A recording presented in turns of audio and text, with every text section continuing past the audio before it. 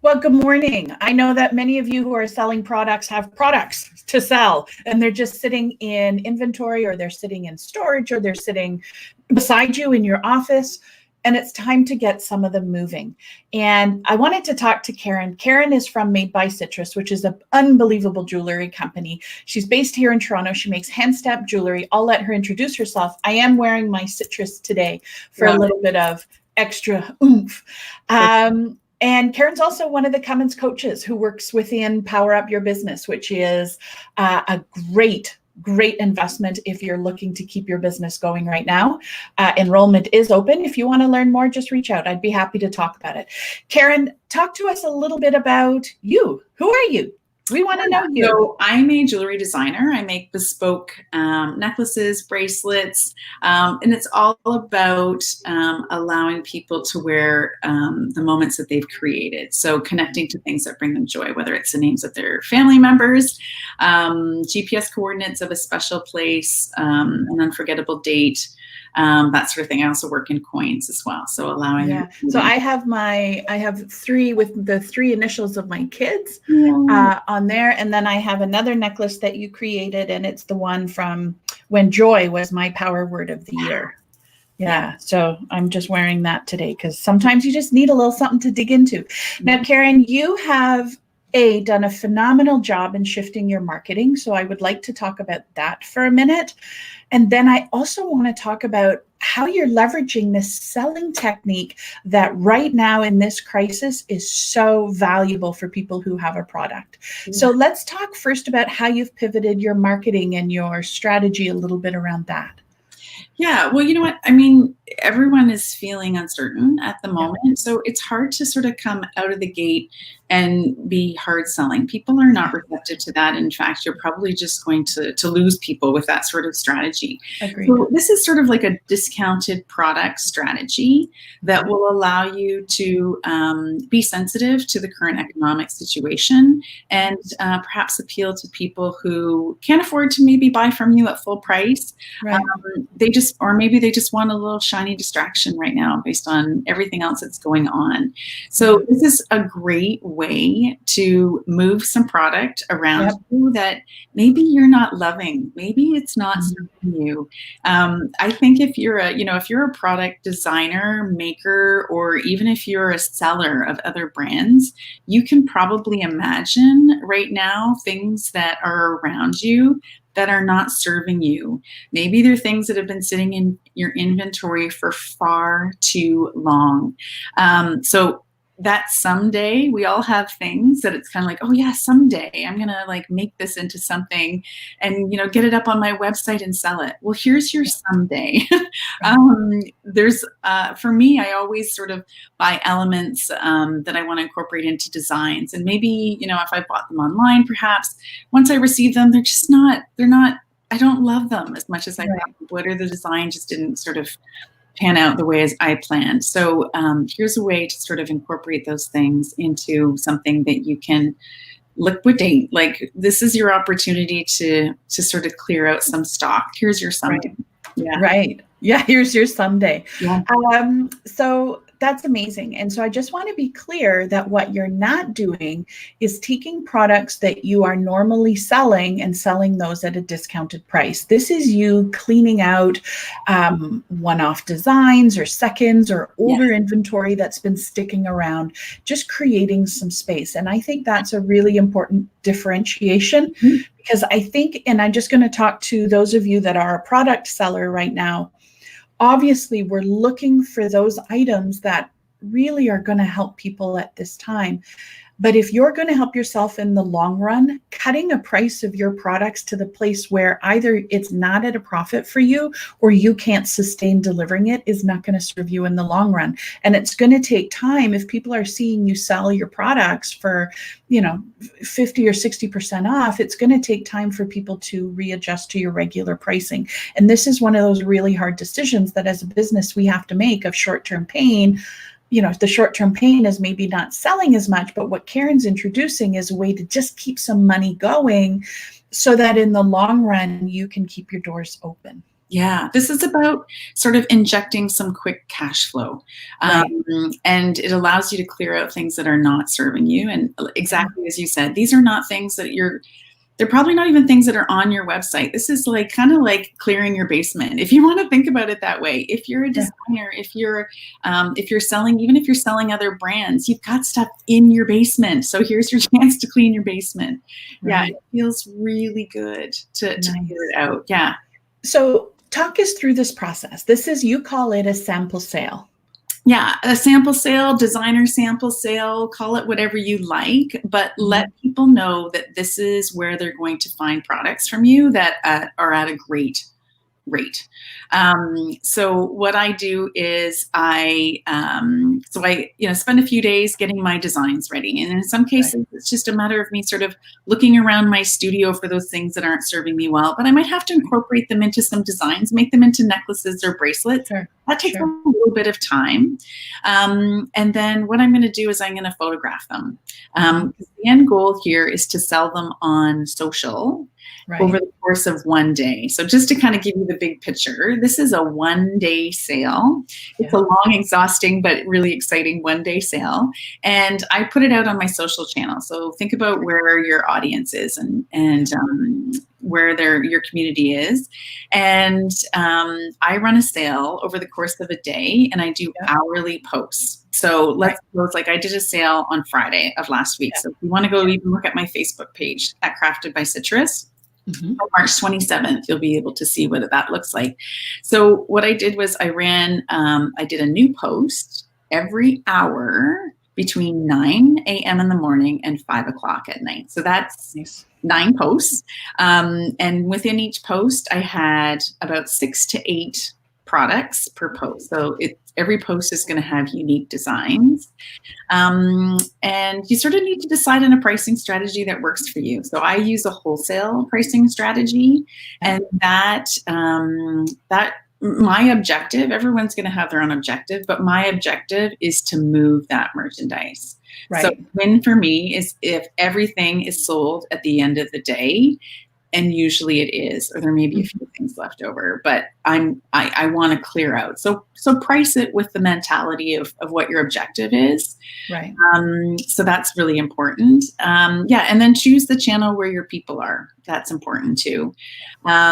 Take some photographs of those designs, or maybe you have some already. They do not have to be the beautiful Instagram lifestyle photos that you normally use to design your product. You're going to use this photo once. It's just going to be one day.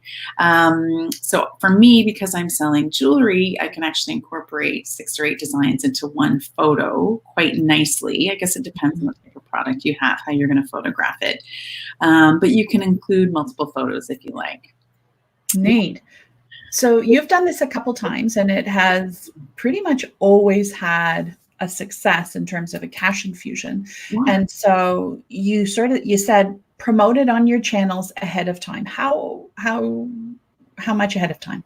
Yeah, you know what? I just give my audience probably up to a week.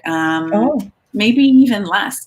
So post it on all of your channels, regardless of which channel you're going to run the sale off of, and just let them know, hey, like in advance. In my newsletter, I'll say, hey, make sure you're signing up or follow me on Facebook so that you don't miss out on the sale, and doing the same thing on my other channels, and making sure that they're liking me wherever the sale is being hosted, so that there's great visibility.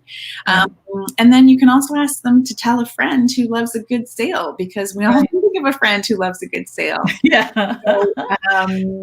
So have them spread the word about the sale, and then just be really clear about where it's going to happen there. So if it's on Facebook, it's going to be happening on your timeline. So let people know it's on your timeline. If you're doing it on Instagram, is it going to be sort of on your regular feed, or is it going to be in stories? So let people know exactly where it is, and be really clear about what's happening so that they know when to tune in. So during these days where people's routines are very fluid, it might be easier for them to sort of tune in every hour. But if it was sort of a more traditional work day and people were off at work, then you're probably going to have higher engagement sort of at those noon and 1 o'clock posts. So just sort of you might jam a little bit more in there. Yeah. Yeah. Now, are you sitting there scheduling the posts on that day, or is there a way to sort of ease the daily pressure? It can get pretty nutty. So once you put your post up, there's a lot of engagement. So that's when people, and I would strongly encourage that you steer people to direct messaging you, to put your hand up. That's really important.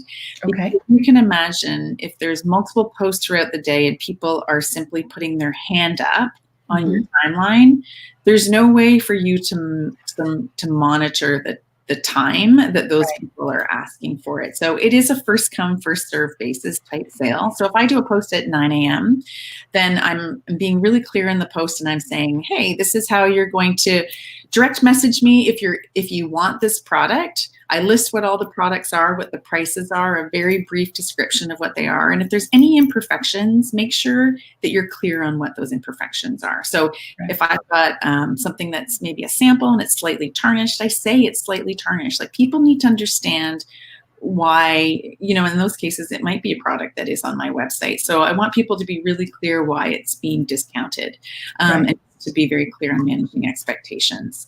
So you put the post up. I schedule it in advance because you've got photographs that you need to put in there. You need to put your pricing in there and be really clear that you want, in my case, I say I want payment by email money transfer on the day of the sale, because you don't want to chase these people for days and days. Like, you want to wrap it up.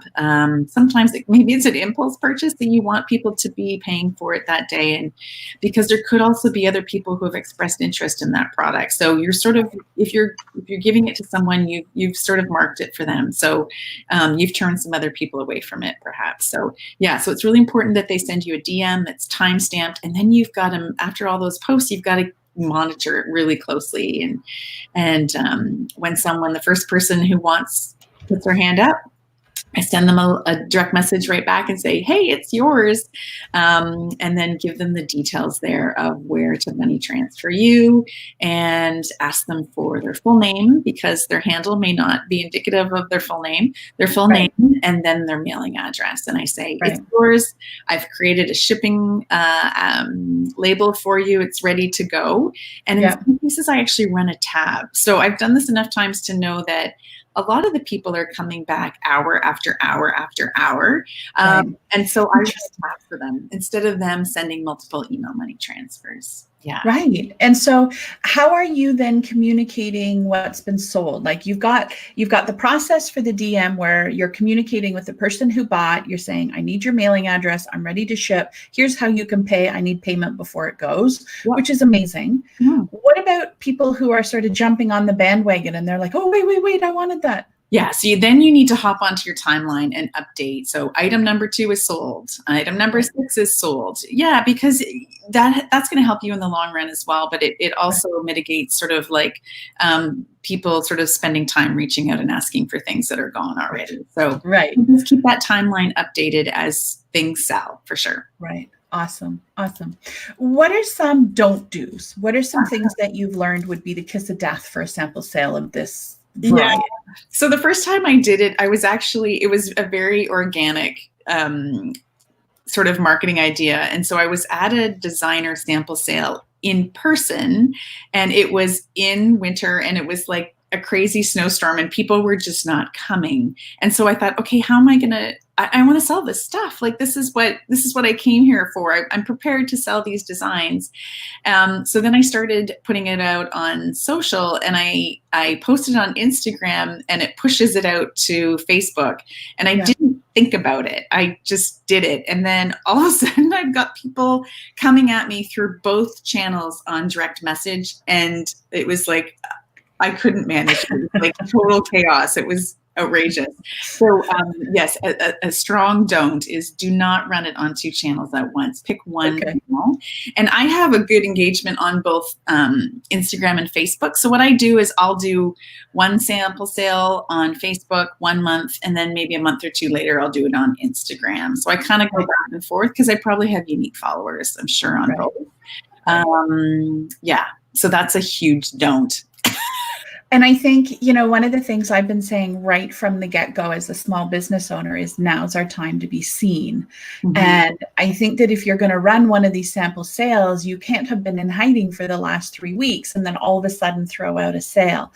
No. And something that you've done that's been, can you talk to us a little bit about how you've shifted your marketing? Because you've stayed front of mind, but in a beautiful, respectful way. Yeah. So, I mean, I've always cherished my newsletter list and my customers who are on my newsletter list, and I try and speak to them very authentically, but I've really shifted into being, coming from a place of adding joy to their day. So in fact, I've increased the frequency of my newsletter. Yes. And I started with a morning smile. So today it was Jim Carrey. It was so cute.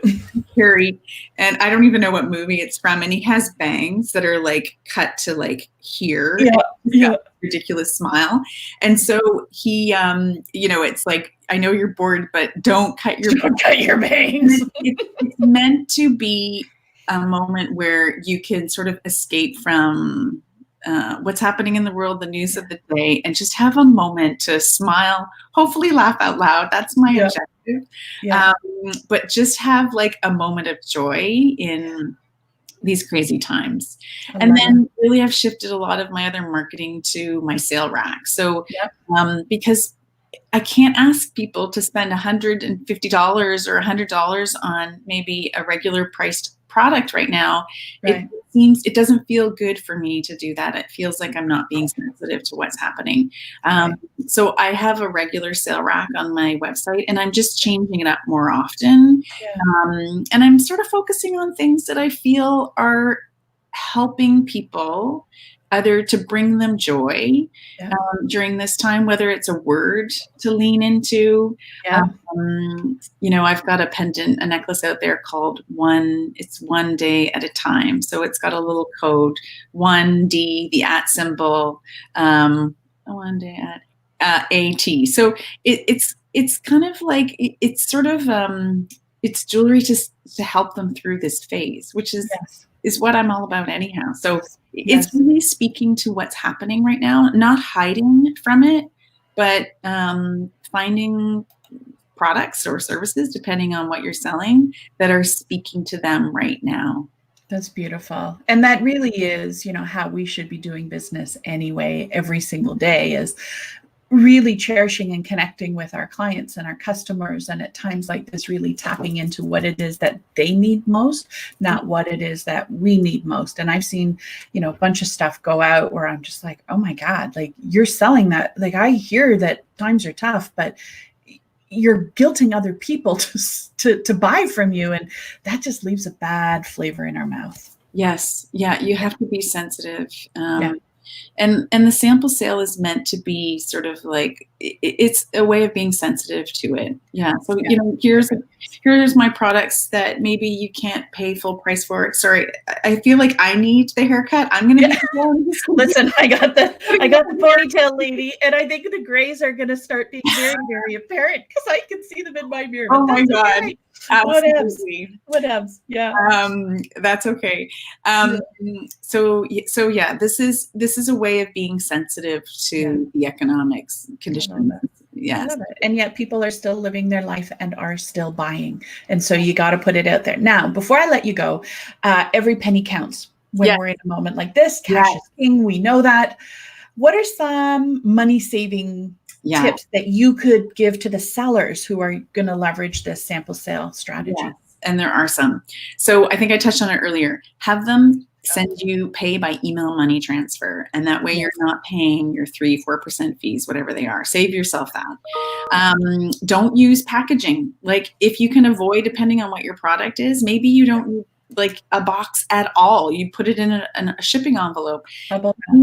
I charge extra on that day of the sale if they want a box. And I'm very clear in my instructions. Again, go take a look at my post from March 27th and you'll see, taxes are extra. Shipping is $3 extra. And if you want a box is not included. I come right out. A box is not included. If you want a box, it's available by request for an additional $2. So just be Like, be clear. Yes, and scale back. So I have, because I'm not sending it in my beautiful box, I can actually use a shipping envelope that I bought at some point that's way too small for my box that I'm currently using. So I'm actually depleting inventory yet again of shipping products that are in my basement. So it's serving me sort of at all levels. Yeah. Right on. Yeah. Right on. That's great. And then I'll also back on my service a little bit too, right? Like, as you know, because my products are so personalized, I write a handwritten note with every product that's sold from my website. I'm not doing that during my sample sale. I don't have the time for it. And people need to also realize that there is sort of that, that extra level of service that they're going to get when they buy full price from me. So they see that they can differentiate it. So, and that, that point alone goes across whatever kind of business you have. If you are altering your price, you have to alter what's going into that product or service to match what people are paying. Yeah. Yes, you can discount your services and your products, but you cannot give the same amount for less. Yeah, I love it. Amazing. Karen, you're fantastic. I know how much value you bring to the Power Up program and the Power Up Women. And thank you for sharing this sample sales strategy, because I think all product sellers have an opportunity to really step into this strategy and then maybe even customize it for them and their audience. If it's not a full day, hour by hour, maybe it's a flash sale for, an hour and you're just throwing stuff out, whatever works for you. Right. But I think, I love what your message is listen to your clients, be very mindful of the situation and respectful of the challenges people are going through. And they still want the solution that you sell. So let's give them access to it. Amazing. Karen, thanks for being so amazing. My pleasure. Today you brought me joy. Thanks for giving me a great excuse to put lipstick on today. Oh, you're welcome. Does this mean I have to start wearing lipstick? So good. I put my contacts in every day. I'm in the world and do something fun now, but I'm just going to work from home. Yeah. Beautiful. Well, make sure you get on lots of Zoom calls today then. Yeah. Amazing. Karen, thank you so much. We'll talk to you soon. Bye.